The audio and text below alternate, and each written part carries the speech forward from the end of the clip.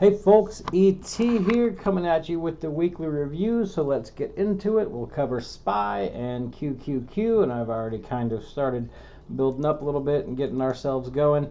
So here we go. So SPY's deltas are shrinking just a little bit as it's going through this uptrend a little bit. So we're shrinking down a little bit, still on the bearish side, but not quite all the way down to the bullish side quite yet. As we can see, when they do get bullish, things do get kind of crazy, especially when we see these big ones down here. But right now we're still kind of probably in this chopping range just a little bit.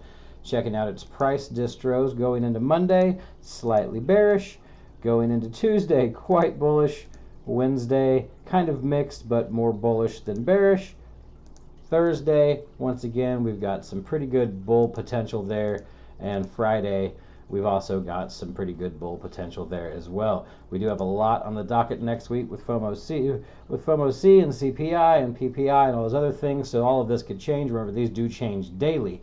So at the end of every day, check to make sure that they line up with what your thesis is and what the deltas are saying. And obviously, one of the things we like to look at is the dealer OI. So it's kind of funny to see going into today. We had a pretty good pump today going early this morning, and this is a very bullish position for today's expiry. Kind of crazy to see. SPY did push up and didn't close above 430, but dang near it definitely got above it for the day for certain points. A little earlier going into next week, we've got some slightly bearish going into slightly bullish, and then our Thursday and Friday, which don't match the cores currently, are showing some pretty bearish positions. So we'll see how that plays out going into that. I've already pulled up our expiry for next week, for next Friday, just to see how the day is going, or how the week looks like it might go. It looks like 422 is currently our largest pull. Make sure you do check these daily. By the way, our next largest pull is 432, which is darn near where we topped out today. So kind of interesting to see that we pulled close to this, but going into next Friday, we still have this 422. Far as our GEX and VEX profile, remember this does change daily as well, so make sure you check it. It's showing prices supported at a little bit lower, and up top here, price is not supported as well as price rise.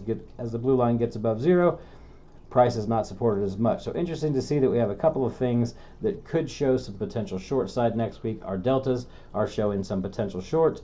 Okay, our price cores aren't quite matching up with that. We have some bearish positions on multiple days next week, and we have our largest current GEX at 422. So that's interesting to see. Just taking a look at its levels really quick. A lot of this gamma kind of did disappear from the actual trading view pull today, which does leave it in a little bit of a ghost zone, which we kind of clearly see. There was some gamma at in different spots around here, but it managed to clear up throughout the end of the day. Still some tightness and some congestion in this gamma going down, but once again, a lot of it disappeared heading down to this 422 range, which is pretty interesting to see to me. Not saying I'm going to go giga short on the SPY right now, but interesting to see that our current largest pull is 422 going into next Friday, and we have a lot of gamma that cleared up throughout time there. So that's what I'm watching on SPY. Let's go ahead and jump into QQQ, and I've got it pulled up already as well, so we'll just scroll down. Let's go ahead and take a look at its back test. It obviously has a fairly okay back test. Its deltas did shrink a little bit as well today too on our next uptrend day. Going into Monday, it does show a little bullish. Tuesday, same bullish. Thursday, more bearish. Or Wednesday, sorry, Thursday, kind of mixed bag, maybe a round trip day. And then Friday, pretty bullish again, which does not match up with our dealer OI as much. It does match up with deltas, doesn't match up with the dealer OI as much, as most of the positioning here is a bearish position for our dealer OI going through next week. Once again, these do change throughout the day, so make sure you recheck them and see how it all works out.